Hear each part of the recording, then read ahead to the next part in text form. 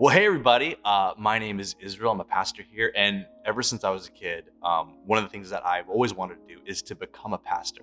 And along the journey, I've just become an advocate for mental health. And I think it's just Jesus doesn't say the word therapy in the Bible. He just did it. Ah, the way that he connected to people, the way that he locked eyes with them, um, the way that he sat with them and held their stories, the way that he wept with those who wept and grieved with those who grieved, says so much about Jesus and the way that he chooses to heal us.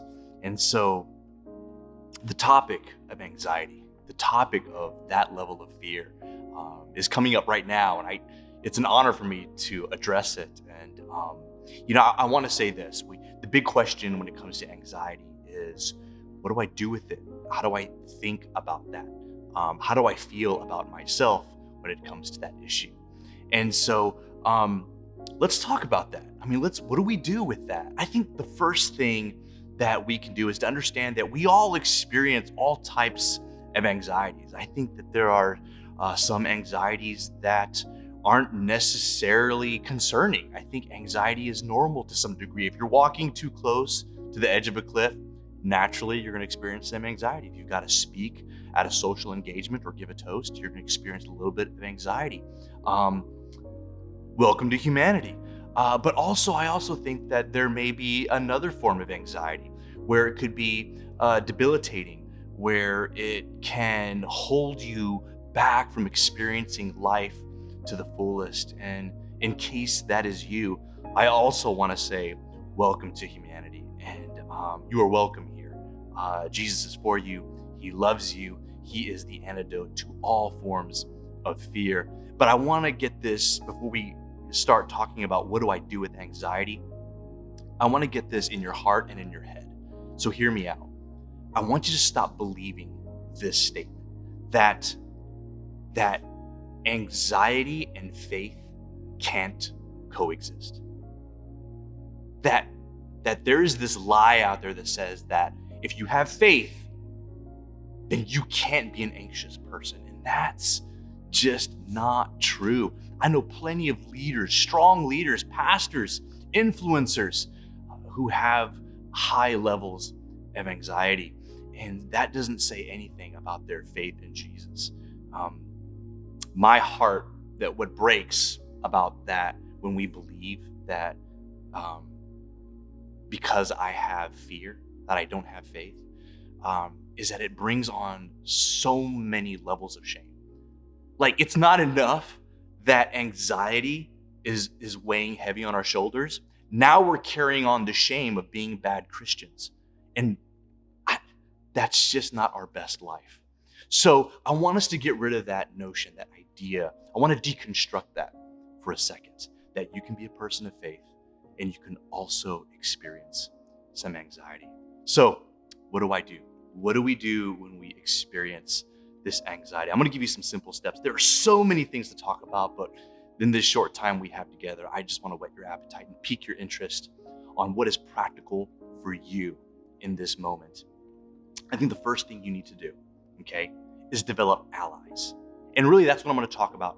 Just allies. Develop allies. People that can stand with you, people who can fight for you, people that can cheer you on when you fall down. That is what you need in your life. The worst thing you can do is to try to go through this all by yourself. So here's the first ally you want to get in your corner. You want to get a good counselor or a therapist. Now, here's why. Because you want to go on this new journey of discovery. You want to find out, where is this anxiety coming from? Is it coming from the past?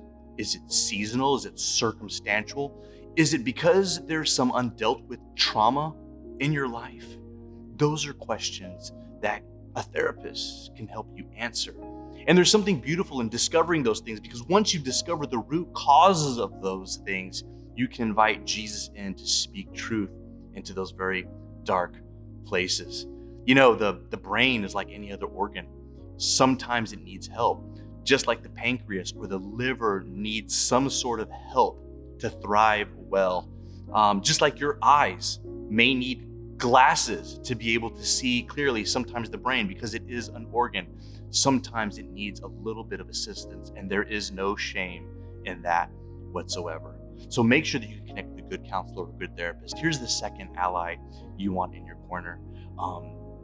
You really want to get a pastor involved. Now, you want to get a pastor who has an appreciation for mental health. And here's why.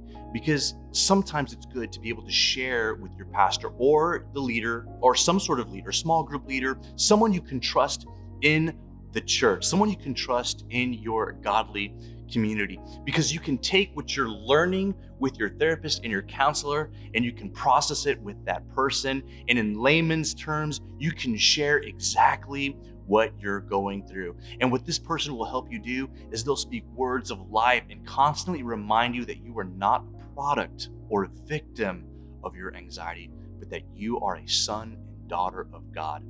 You're not meant to cope. You are called to conquer.